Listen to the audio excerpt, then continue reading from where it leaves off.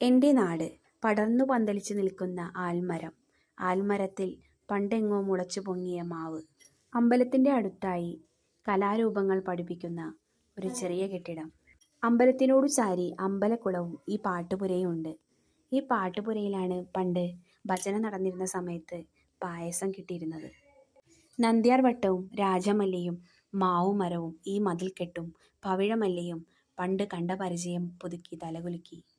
കൂട്ടുകാരൊത്ത് കുളിക്കാനായി അമ്പലക്കുളത്തെത്തുന്നതും ആ വെള്ളം ചാടിക്കലക്കി വഴക്ക് കേട്ടതും ഇന്നും ഓർക്കുന്നു. അതിനെല്ലാം ദൃക്സാക്ഷികളായി നിന്നിരുന്ന കോളാമ്പിച്ചെടിയും കൂവളച്ചെടിയും ഇന്നും അവിടെ കാണാം. കൃഷ്ണഗീതം ചൊല്ലി ആൽത്തറ ചുറ്റി. ആലിൽ പടർന്നു പന്തലിച്ചു നിൽക്കുന്ന മാവിനെ നോക്കി ആത്മാവേ എന്ന് മന്ത്രിച്ചിരുന്നു.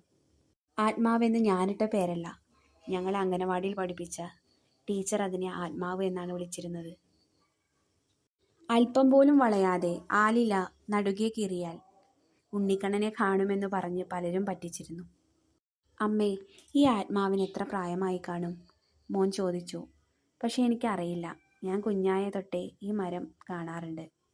അതിൻ്റെ തൊട്ടടുത്തായി മറ്റൊരു മാവുണ്ട്, നല്ല നാടൻ മാവ്. ഓർമ്മകൾ അയവിറക്കി വീട്ടിലേക്ക് നടന്നു. പണ്ട് ഈ വഴിയിലൂടെയെല്ലാം കൈകോർത്ത് പിടിച്ചിരുന്ന ഒരുപാട് സുഹൃത്തുക്കൾ. ദിവ്യ, ജിഷി, അനിത, അജിത, പ്രസീത, പിന്നെ ഞാനും. നഷ്ടപ്പെട്ട ബാല്യവും സൗഹൃദങ്ങളും മനസ്സിൽ ഇന്നും ഒരു വിങ്ങലായി നിൽക്കുന്നു. ഇതെല്ലാം ഓർത്തുകൊണ്ട് പതുക്കെ മക്കളുടെ കൈയും പിടിച്ച് വീട്ടിലേക്ക് നടന്നു.